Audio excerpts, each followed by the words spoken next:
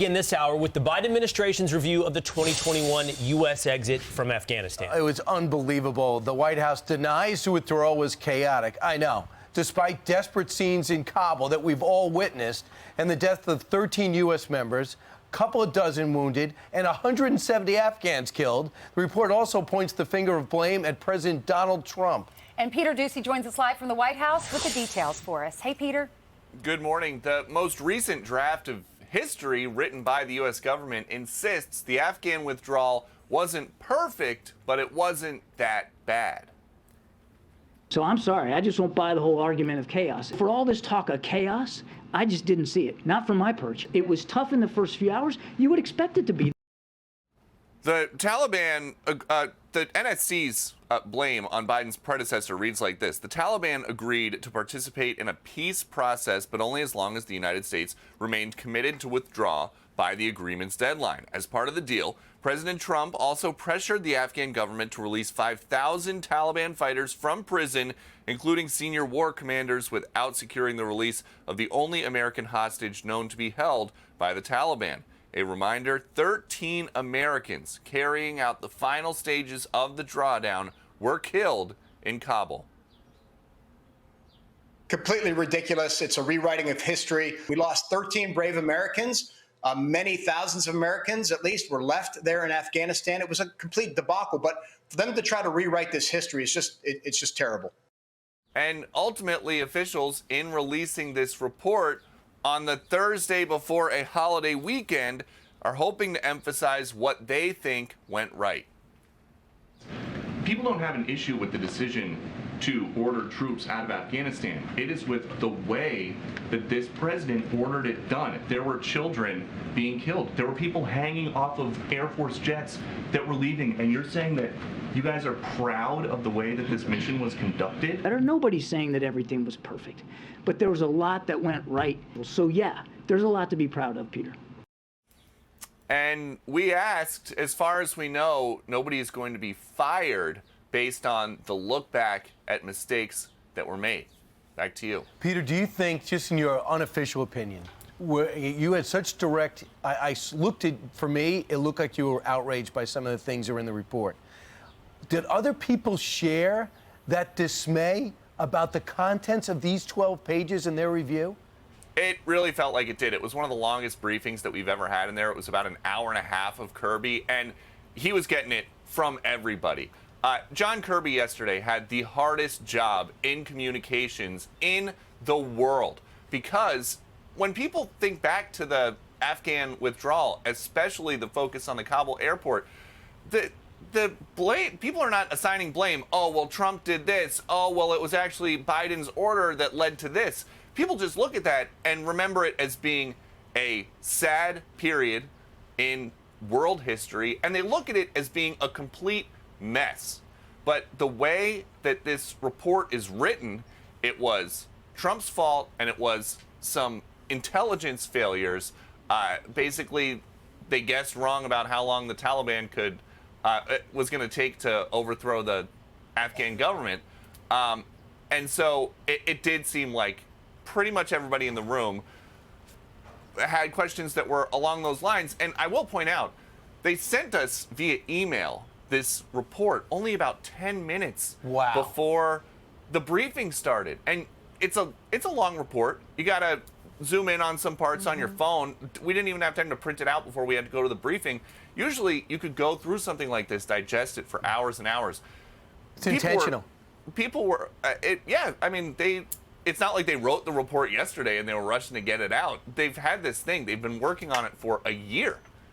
And the way that they did it, it didn't lend itself necessarily to super in-depth questions, but pointed questions. That is very interesting, especially also many are questioning the timing of this. You know, they did this on Monday, Thursday. It's Holy Week. A lot of people are taking off today because of Good Friday, and many people are traveling for Easter. So, and Ainsley, I'll tell you, we were sitting in the briefing room, and I looked out the window and watched as the motorcade left to take the Bidens to Camp David for the weekend. We still haven't heard anything from President Biden himself. And I remember the day of the explosion at the Abbey Gate. I asked President Biden in the East Room if he bared responsibility for what happened. And he said the buck stops with him. That's a Yeah. quote. I checked the transcript yesterday.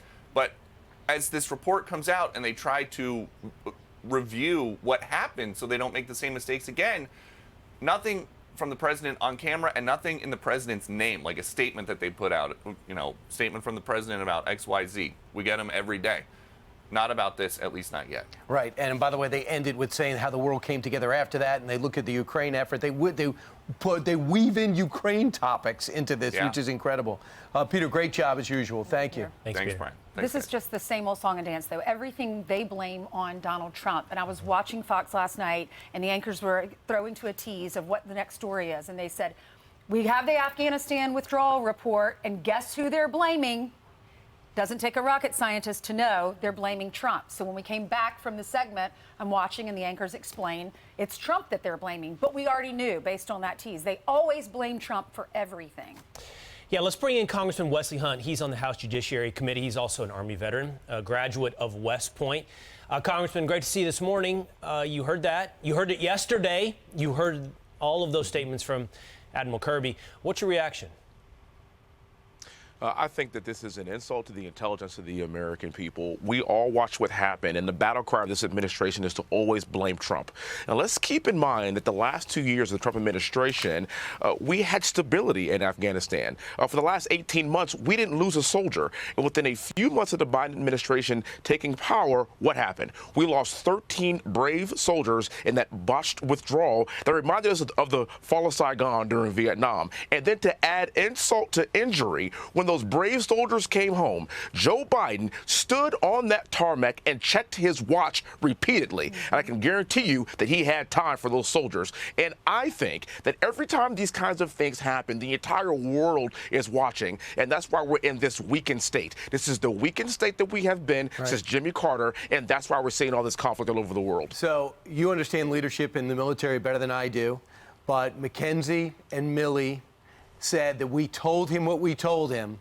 And if you get to this threshold, pull out. But I recommend 2,500 to 4,500 troops. He says, no one advised me this army would collapse.